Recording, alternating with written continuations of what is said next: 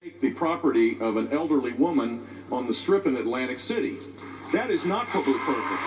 That is downright wrong. And here's the problem with that. The problem was it was to tear down. It was to tear down. He wants to be a tough guy. He wants to be a tough guy. It was to tear down I didn't the take house, the property. and the net result was you tried. I didn't and take you the lost property. in the court. The woman ultimately didn't want to do that. That is not true. And the simple fact is, didn't. to turn this into a limousine parking lot for his casinos is not a public use. And in Florida, based on what we did, we made that impossible. It is part of our Constitution. That's the better approach. That is the conservative approach. Mr. Trump, take 30 seconds. Let me just, he wants to be a tough guy. A lot of times, you'll have, and it doesn't work very well with How tough is it to take a property from an elderly woman? Let me talk quiet. How tough is it? A lot of times, that's all of his donors and special interests out there. So, that's what it is.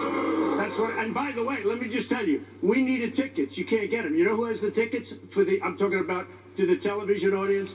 Donors, special interests, the people that are putting up the money. So it is.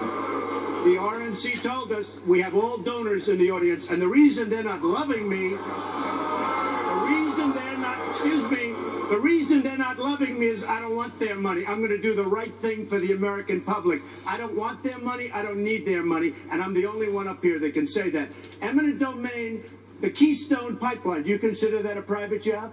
I consider it a public use. No, let me ask you, Jeff. Do you consider the Keystone Pipeline private? Is it public or private? It's a public use. Oh, really? A public use? No, Yeah. It's a private job. It's a public use. It's a private job. Established by the courts, federal, state You courts. wouldn't have the Keystone Pipeline that you want so badly without eminent domain. All right, gentlemen, You wouldn't have massive, excuse me, Judge, you wouldn't have massive factories without eminent domain.